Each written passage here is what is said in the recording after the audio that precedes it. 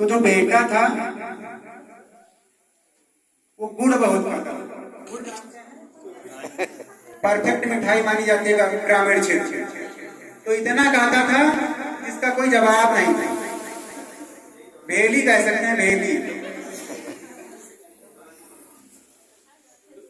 तो वो उसकी माता बहुत परेशान थी, मतलब लोगों से सलाह मशवरा लेकर परेशान हो गई थी। उसके दांत मांत सारे खत्म हो गए थे। जैसे छोटे बच्चे चॉकलेट ज्यादा खाते हैं तो दांत खत्म हो जाते हैं।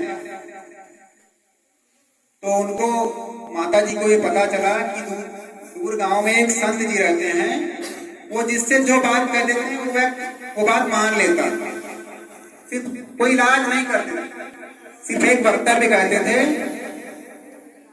तो बेटे संत के पास पहुंचे तो माता ने बालक की समस्याएं बताई कि संत जी, हमारा बालक जो है गुड़ बहुत खाता, हम बहुत परेशान हो गए हैं, लेकिन ये गुड़ खाना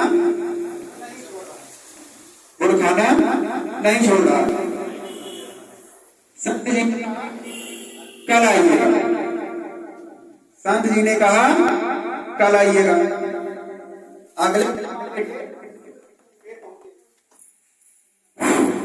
अगले दिन माँ बेटे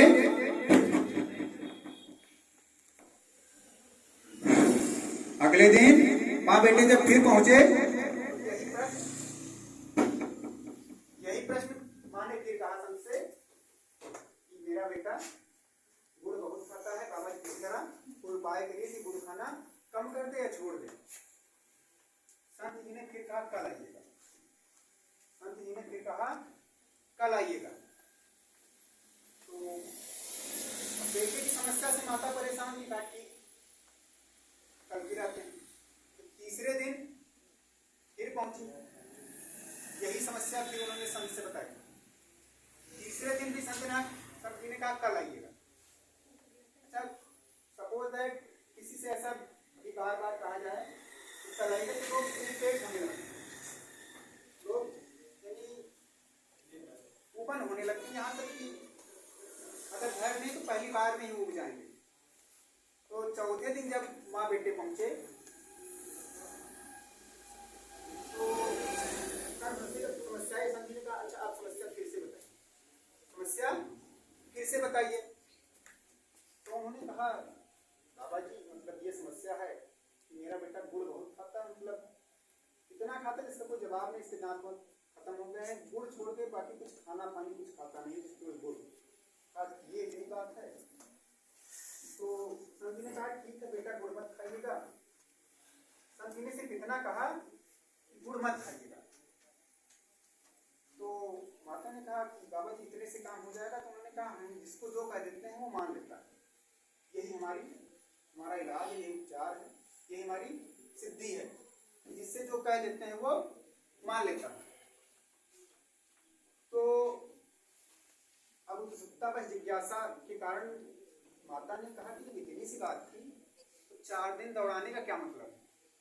4 दिन दौड़ाने का क्या मतलब है? मतलब जिज्ञासा उनके अंदर उठी, माता के अंदर।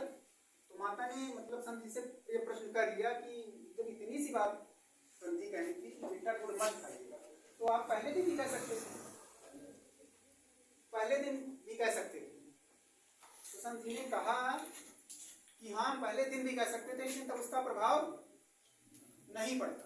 कहना ऐसा क्यों? कहने प्रभाव इसलिए नहीं पड़ता क्योंकि तब हम खुद गुड़ खा रहे थे।